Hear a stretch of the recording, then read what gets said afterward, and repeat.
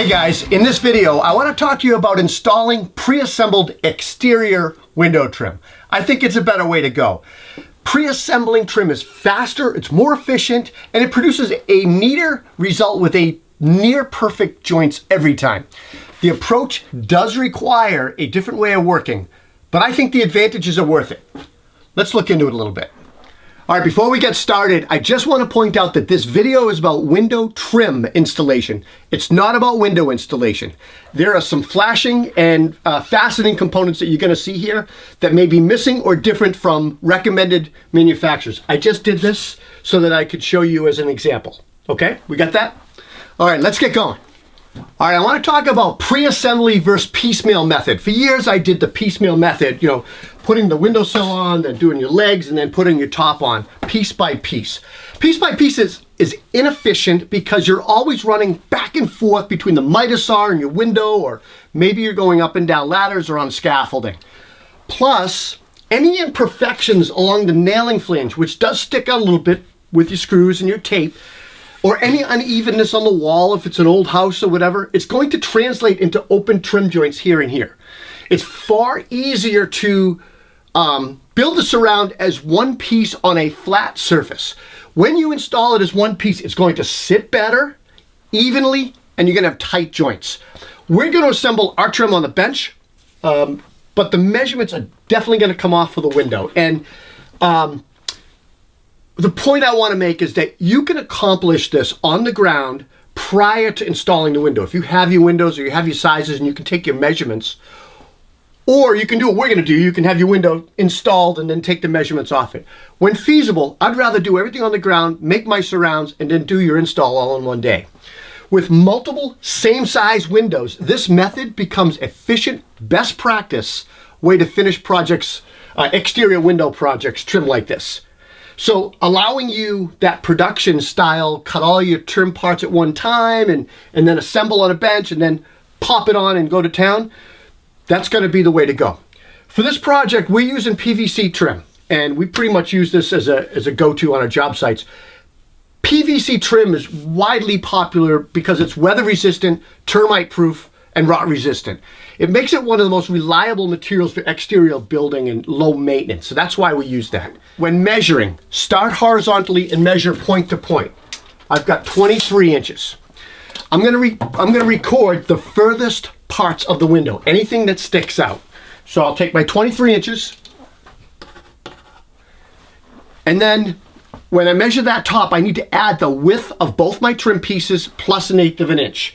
My width of my trim is going to be 4.5, so that's 9, plus 1/8 of an inch. 32 1/8. That 1/8 of an inch is going to give me a little bit of wiggle room for fitment and sealant. So you don't want it too snug that you have to beat it on. So just remember, the 1/8 of an inch. Now, when I do my length, I'm just going to measure my length plus 1/8 of an inch. I don't need to add any trim height because it's going to butt to the bottom of my trim. Our next step is that we're going to cut the parts to length. And once we cut all our parts to length, we're going to go to the table saw. We're going to cut a rabbet channel on the back end of this trim right here. And it's basically 2 cuts on the table saw, and it's roughly going to be 1/4 inch wider than your nailing flange and maybe a 1/16 or an inch deeper than the thickest part.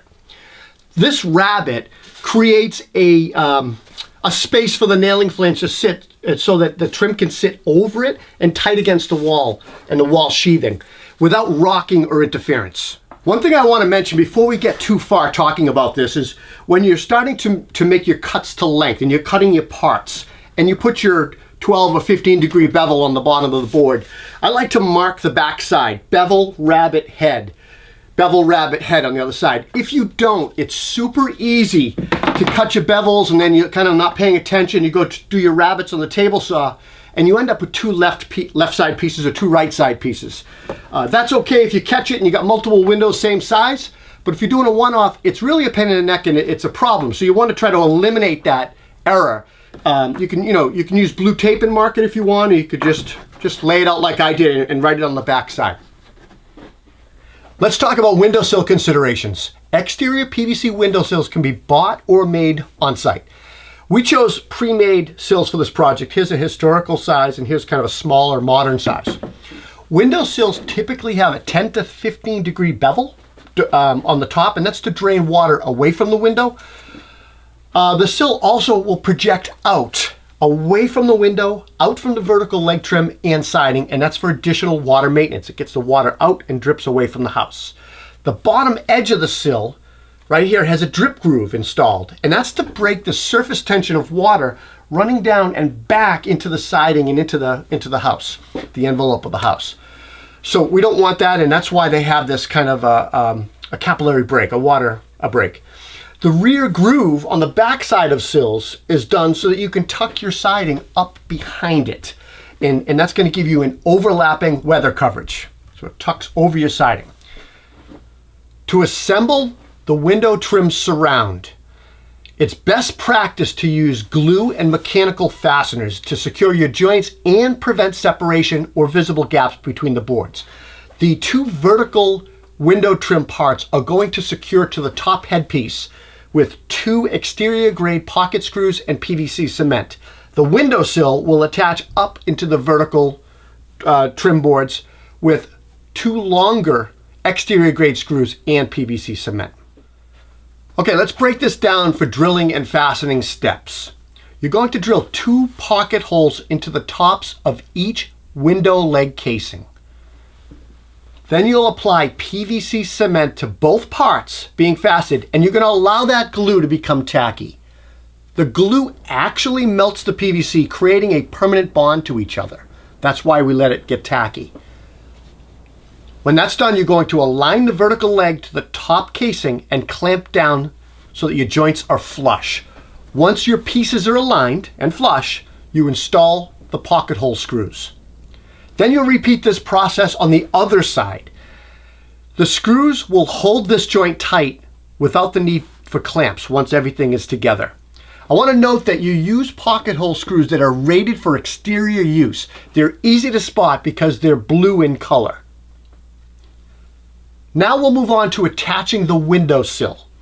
With the trim assembly backside facing up, so you're going to flip it upside down, line the back side of the windowsill with the pre-cut nailing flange channels that you cut, those rabbets that you cut on the vertical legs. You'll clamp down the leg casing and drill 2 pilot holes through the windowsill into the leg casing, using exterior screws long enough to penetrate the leg casing at least 1 inch, preferably more. You're going to install those screws and make sure you have a nice tight joint. After installing the pocket screws and glue on the headpiece, every once in a while you may have a blowout. If that happens, don't worry about it. Just leave the screw in place until the whole assembly is dry, the PVC is cured. Then you can just back the screw out.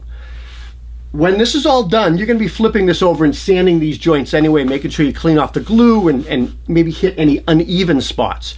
That's the time to take care of that blowout then. It's time to install the pre-assembled window surround. I'm just going to slide the assembly over the window, and I'm going to even out, split my gap. Just like that. And I'm going to even out the reveal on both sides so that I can put some sealant in there. Then I'm going to install 2 3/4 Cortex screws every 16 to 20 inches apart. The Cortex fastener bit, when you install the screw, actually creates a perfect size hole for a PVC plug. It's designed to do this. So when you're fastening, just make sure that you take care of driving the fastener straight and perpendicular so that the plugs will sit flat on this. Once the fastener is installed in place, you can tap it flush with a hammer. Nice and easy, just tap it flush. The end result is a faster, more efficient installation with near perfect joints. Plus, this work can be done in a shop during inclement weather or in winter or whatever. Guys, if you like this video, please give us a thumbs up, leave a comment. We love hearing from you guys. And please subscribe and hit that notification bell right there. And don't forget to follow Concord Carpenter on Instagram. Take care.